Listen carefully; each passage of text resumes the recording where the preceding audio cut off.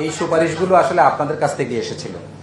সুপারিশগুলো আপনারাও করেছিলেন যে সবাইকে সাশ্রয়ী হওয়ার জন্য, কারণ বৈশ্বিক সংকট মোকাবেলা করতে গেলে সামগ্রিক দৃষ্টিভঙ্গিতে আসলে আমাদেরকে সিদ্ধান্ত নিতে হবে, সেটারই অংশ হিসেবে এটা করা হয়েছে। জ্বালানিতে কোনো সংকট নেই। যে আপনাদের সদয় অবগতির জন্য বলছি যে আমাদের 4 ধরনের ডিলারশিপ আছে। আসলে মজুদটা কোন ডিলারের কাছ থেকে হচ্ছে এটা তো এভাবে বলা যাবে না। ফিলিং স্টেশন থেকে নিচ্ছে, প্যাক পয়েন্ট ডিলারের থেকে নিচ্ছে, নাকি এজেন্টের থেকে নিচ্ছে, সেটা একটা বিষয়। আর আজকে সকালেও মাননীয় মন্ত্রী 3 এমডিকে নির্দেশনা দিয়ে দিয়েছেন, এবং আমি সকালবেলা জেলা প্রশাসনের সাথে সভা করেছি। আমাদের ক্লিয়ার ইনস্ট্রাকশন হচ্ছে যে আপনি যেটা বললেন কৃষকদের ব্যাপারে, কৃষকদের ডিজেল প্রাপ্তি নিশ্চিত করতে হবে। আমি জেলা প্রশাসকদের একজন করে জিজ্ঞেস করেছি। নির্দেশনাটা এরকম যে কোনো ব্লক সুপারভাইজার, যেটাকে এখন বোধহয় ইউনিয়ন কৃষি সহকারী কর্মকর্তা এরকম কিছু বলে, ওনার অথবা, কারণ তাদের কাছে কৃষকের তালিকা থাকে, অথবা উপজেলা কৃষি কর্মকর্তার কোনো প্রত্যয়ন নিয়ে যে কৃষক ডিজেল চাইবে তাকে যাতে এটা প্রদান করা হয়, এটা এনশিওর করা হচ্ছে। এবং জেলা প্রশাসকরা বলেছে, আসলে এখন পর্যন্ত ওইভাবে আমরা পাইনি। জেলা প্রশাসকদের আমরা জিজ্ঞেস করছি যে কোনো একটা সিঙ্গেল উদাহরণ পেলেও সেটা যাতে অ্যাড্রেস করা হয়। একটু বলি। হ্যাঁ, প্রথম কথা হচ্ছে যে ইতিমধ্যে আপনি প্রথম যে প্রশ্নটা করছেন, এই প্রশ্নের ব্যাপারে তো আমরা গতকালই একটা বোধহয় পেয়েছি যে স্কুল কলেজের ব্যাপারে শিক্ষা মন্ত্রণালয় থেকে বোধহয় একটা নির্দেশনা এসেছে। আর আসলে এটা অনেকটাই আমাদের ব্যক্তি হিসাবে, জাতি হিসাবে এই সময়ে নতুন করে আমাদেরকে ভাবতে হবে যে সাশ্রয়ী হওয়া উচিত। আমাদের প্রত্যেকের জায়গা থেকে আমাদের সাশ্রয়ী হওয়া উচিত। তো ফলে আমি মনে করি প্রত্যেক ইন্ডিভিজুয়ালকে এই বিষয়ে আমাদের নতুন করে ভাবতে হবে যে আমরা কি করে সাশ্রয়ী হয়ে পুরো জাতিকে রক্ষা করতে পারি। কারণ এটা একটা বৈশ্বিক সমস্যা, এই সমস্যা আপনি কেউ তৈরি করিনি। ফলে এই সমস্যা থেকে বেরিয়ে আসার মানে সবচেয়ে বড় উপায় হচ্ছে সাশ্রয়ী হওয়া। দেখুন, নির্বাচিত সরকার জনগণের কথা চিন্তা করে সবসময় সিদ্ধান্ত নেয়। আসলে সাধারণ মানুষের কথা চিন্তা করেই সরকার সিদ্ধান্ত নিয়েছে। ফলে এই সিদ্ধান্তটা আমরা যেটা দেখতে পাচ্ছি এটা সাধারণ মানুষের জন্য।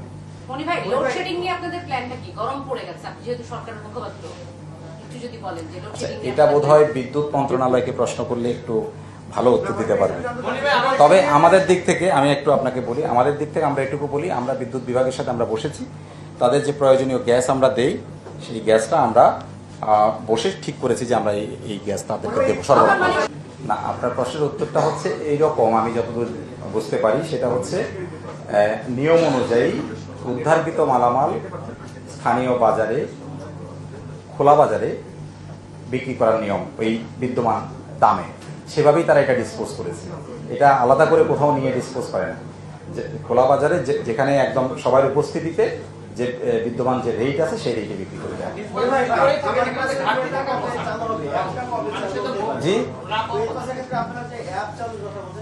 জি, এটার উপরে আমরা আসলে প্রতিদিন কাজ করছি। এটা তো ওভারনাইট আসলে আমরা করতে পারবো না। তবে আমরা গতকাল একটা ডেমো করেছি একটা ফিলিং স্টেশনে। আর হোপফুলি আমরা সপ্তাহখানেকের মধ্যে হয়তো কোথাও একটা পাইলট প্রজেক্ট হিসেবে আমরা চালু করবো ইনশাআল্লাহ। আগের চেয়ে কম না, মানে বিদ্যুতের চাহিদা অনুযায়ী দেওয়া হচ্ছে।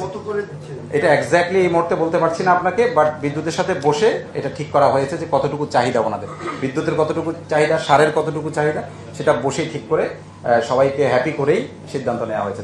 এই মুহূর্তে যেগুলো আমরা পাচ্ছি এগুলো কিন্তু আমাদের চুক্তি অনুযায়ী পাচ্ছি। আর আমরা আপনাদেরকে আগেই বলেছি যে আমরা কিছু